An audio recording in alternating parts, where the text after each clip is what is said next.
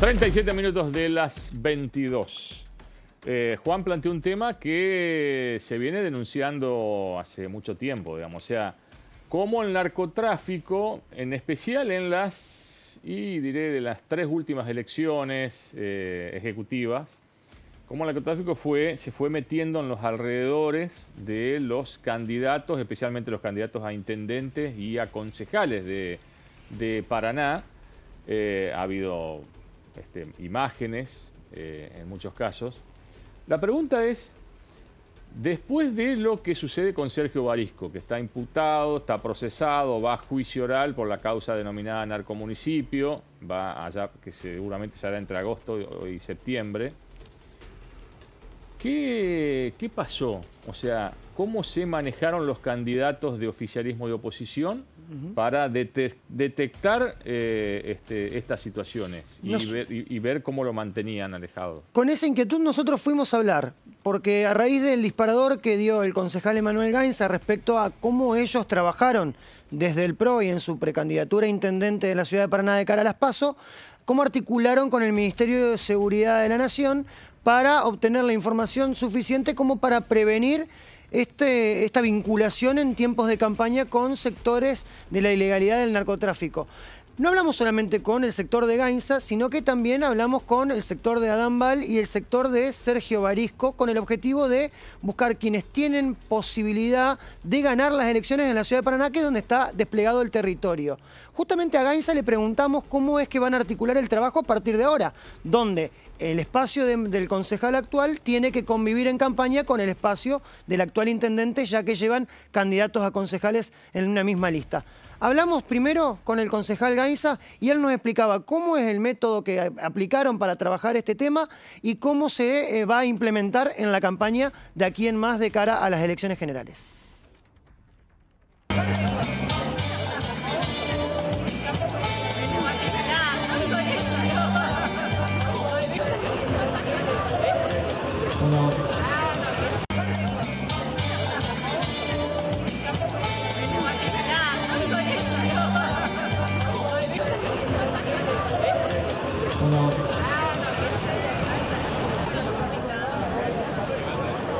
Técnico. Mientras tanto les comentamos, lo que decía, Emanuel Gainza nos decía a nosotros que obviamente el Ministerio de Seguridad no le podía brindar información que pueda estar vinculada a procesos judiciales y a distintas investigaciones que todavía están en curso. Sin embargo, sí le pudo ofrecer la cartera de seguridad una especie de mapa del delito de la ciudad de Paraná. Es decir, estos sectores tienen ciertas vinculaciones. Y entiendo también que vino gente a colaborar, digamos, o sea, estar ahí y ver cómo se iba manejando. ¿Tenemos la nota? Todavía no. No, bueno. Todavía no. Bueno, la cuestión es la siguiente. Él nos decía eso, sin embargo, a partir de la información que le daba el Ministerio de Seguridad, eso le servía al concejal Gainza y a su equipo de campaña para evitar cualquier problema que se le pueda presentar en determinados barrios de la ciudad de Paraná. Ellos tienen una metodología. A ellos los convocan, ellos dicen que van anotando quiénes lo convocan a través de las redes sociales. Bueno, el chequeo viene a partir de allí. Averiguan quiénes lo convocan, quienes lo convocan y en base a eso hacen un control. Vamos a avanzar en la segunda parte del informe. Vamos a hablar con el sector de Bal. Hablamos con Karina Ramos, que es... Después esperemos pasarlo. Sí, por supuesto. Precandidata a diputada por el Frente Creer, pero proveniente del sector de Adán Bal, que es candidato a intendente del espacio oficialista a nivel provincial. Hablamos con la precandidata a diputada Karina Ramos. Nosotros estamos trabajando, en realidad hemos encarado un plan de trabajo en la campaña, que ya lo venimos haciendo en realidad, que es una campaña en realidad en donde lo hemos focalizado en el trabajo con las instituciones intermedias, con las organizaciones sociales, con los sindicatos, comisiones vecinales, instituciones deportivas. Nosotros no evitamos el tema de las caminatas, tratamos de no realizarlas en realidad por una cuestión de que, Nosotros sabemos que las caminatas son largas, que hoy la gente por ahí no tiene la predisposición para poder tener ese mano a mano que nosotros queremos conseguir en realidad con los vecinos de Paraná, particularmente acá en Paraná.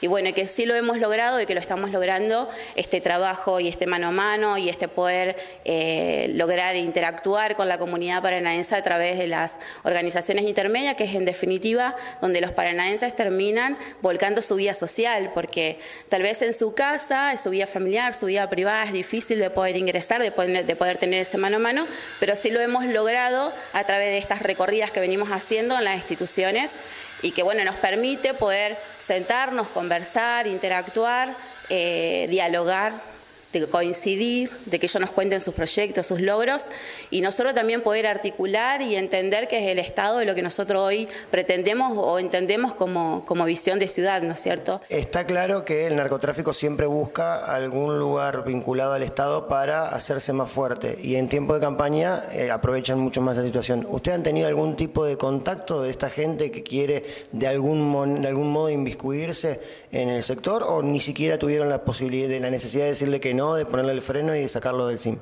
Nosotros la verdad que no tenemos contacto. ¿En qué sentido? En que nosotros hemos venido trabajando en una campaña limpia, con sectores que en definitiva no han ingresado a este tipo de flagelo, al contrario, son sectores donde se combaten, donde nosotros intentamos acompañar esos procesos, ¿no es cierto? Esas organizaciones que en definitiva lo terminan haciendo este trabajo no solamente preventivo, sino también el posterior, el de preocuparse, el de poder acompañar estas situaciones, y en definitiva nosotros hemos trabajado esta campaña con la tranquilidad de saber de que esos lugares esos sectores no han tenido participación en nuestra forma de trabajo.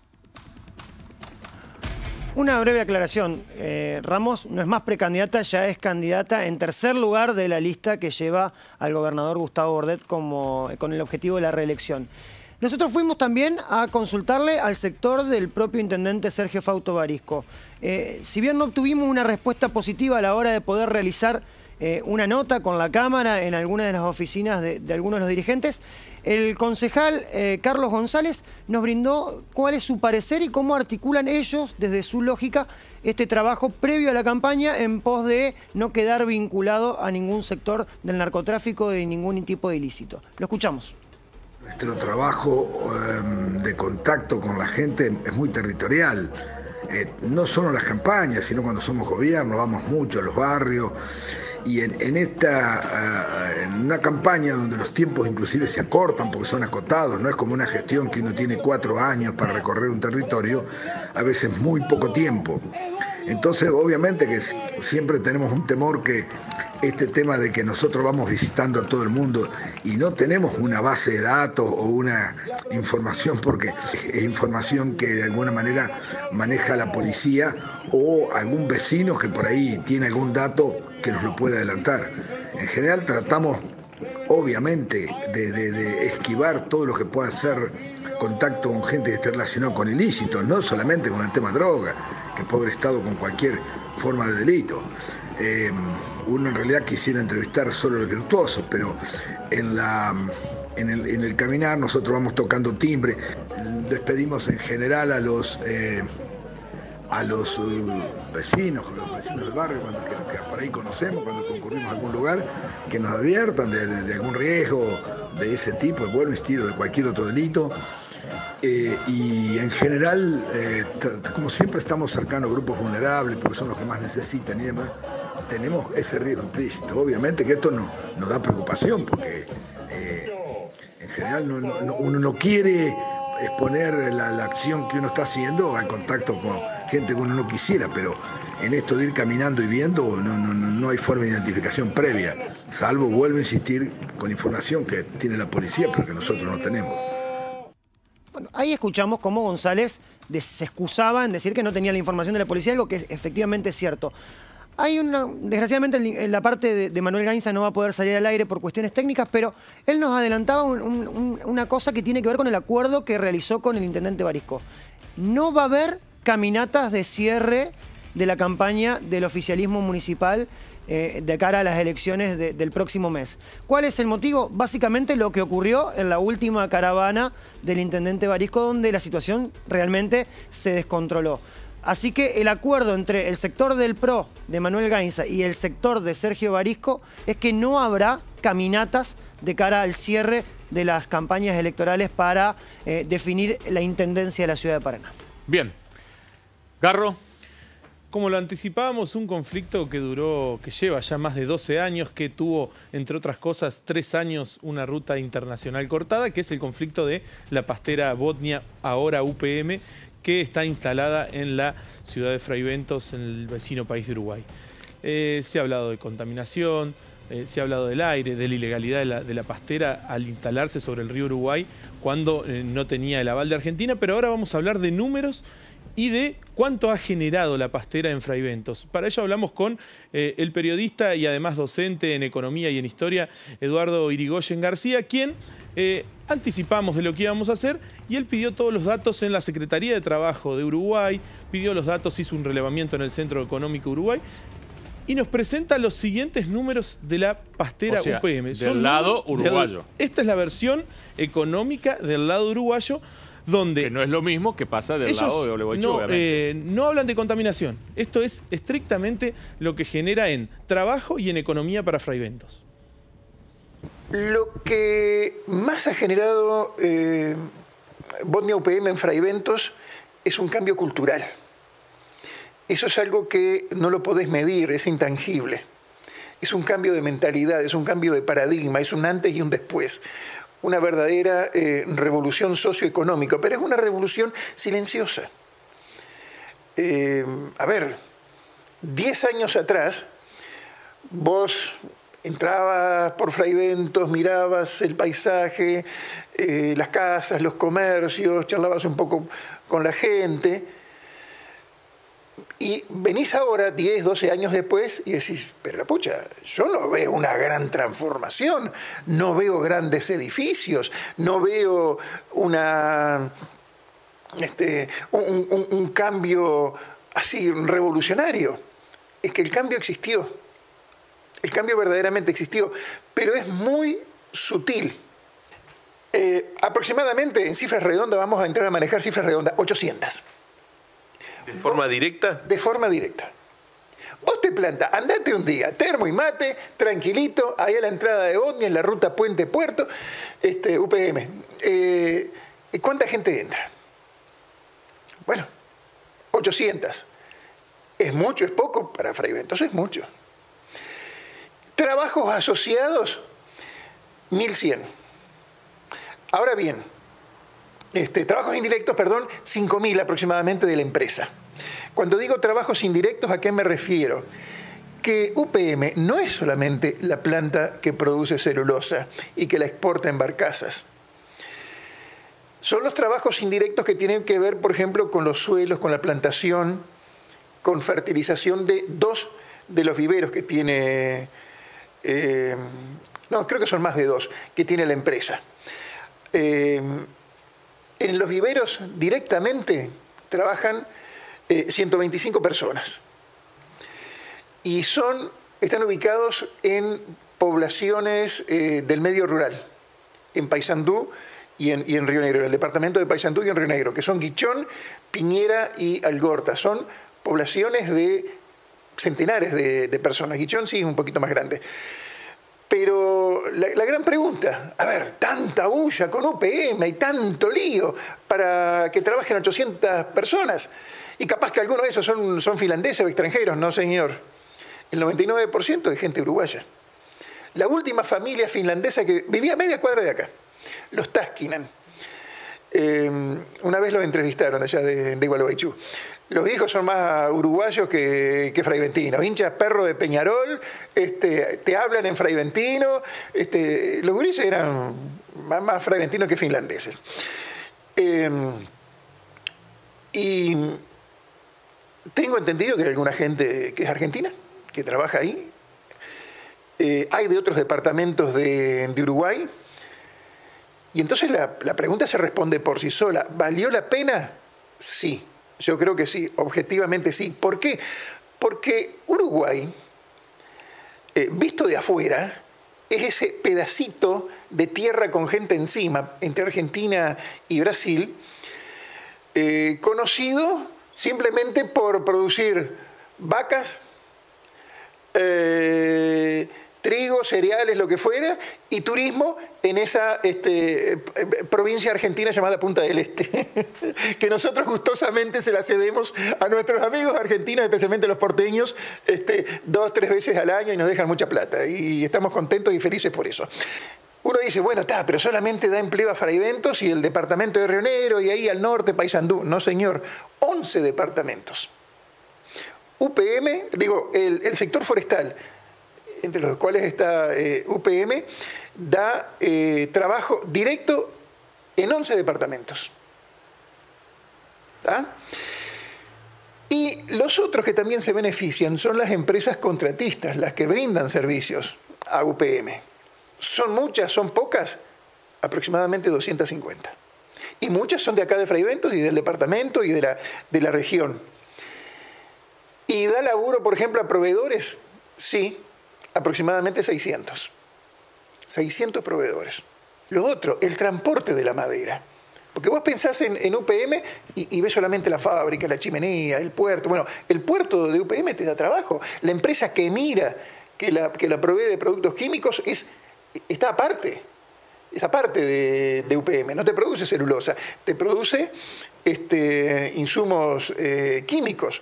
Ellos también es una empresa aparte. Bueno, para la carga de madera, que es un dato fundamental y nada menor, más o menos unas 40 empresas de camiones son las responsables de llevar las 24 horas del día, los 365 días del año, salvo aquellos días donde hay detención para calibrar, inspeccionar la empresa. Esas 40 empresas manejan aproximadamente unos 270 camiones y son 640 conductores profesionales anotados. Son aproximadamente 315 viajes por día.